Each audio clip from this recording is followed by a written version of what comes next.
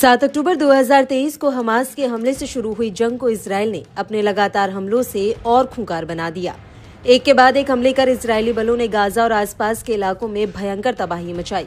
इसी के साथ ही जंग में इजरायल के खिलाफ कई प्रॉक्सी गुटों ने जंग छेड़ दी, जिसके फिलिस्तीन के प्रतिरोधी गुट के हमले, लाल सागर से हूतियों का हमला और उत्तरी इजरायल के इलाकों पर हिजबुल्लाह के लगातार अटैक ने पूरे मिडिल ईस्ट को जंगी मैदान में तब्दील कर दिया। जंग के शुरुआती दौर में इजरायली फौज जितनी तेजी से आगे बढ़ रही थी, अब उसे उतनी ही मुश्किलों का सामना करना पड़ रहा है।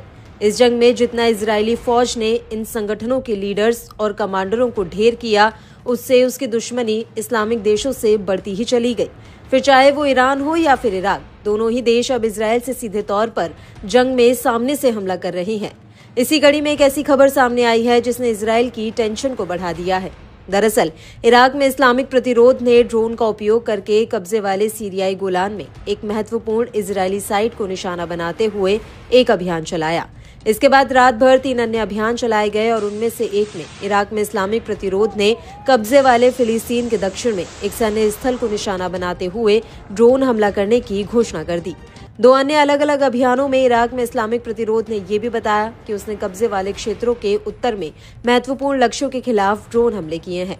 बाद में दिन में प्रतिरोध समूह ने अपने 5वें अभियान की घोषणा की, जिसमें कहा गया कि उसके लड़ाकों ने कब्जे वाले गोलान में एक महत्वपूर्ण लक्ष्य को निशाना बनाया। प्रतिरोध के बयानों के मुताबिक अभियान कब्जे के खिलाफ उनके चल रहे प्रतिरोध और फिलिस्तीन और लेबनान के लोगों के साथ एकजुटता के साथ साथ बच्चों, महिलाओं, बुजुर्गों सहित नागरिकों के खिलाफ कब्जे वाले बलों द्वारा किए गए नरसंहारों के जवाब में है।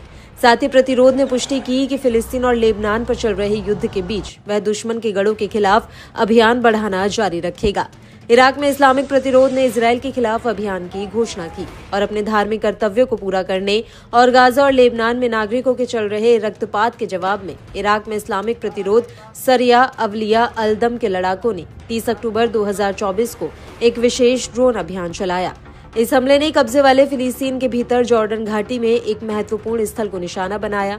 ब्रिगेड ने युद्ध क्षेत्र समीकरण की एकता के लिए अपनी पूर्ण प्रतिबद्धता पर भी जोर दिया और इससे पहले लगभग 4:42 पर उत्तरी कब्जे वाले फिलिस्तीन में तबरैया के उत्तर में स्थित एक महत्वपूर्ण लक्ष्य के खिलाफ ड्रोन हमले की घोषणा भी की।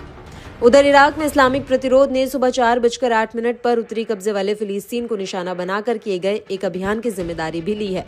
अपने बयान में इराक में इस्लामिक प्रतिरोध ने इजरायल के कब्जे का विरोध करने में अपने रुख की पुष्टि की और फिलिस्तीन और लेबनान के साथ एकजुटता को दर्शाया। ये अभियान बच्चों, महिलाओं और बुजुर्गों सहित नागरिकों पर जारी इजरायली हमलों के बाद शुरू किया गया है, जो दुश्मन के ठिकानों पर हमले तेज करने की प्रतिबद्धता को दर्शाता है।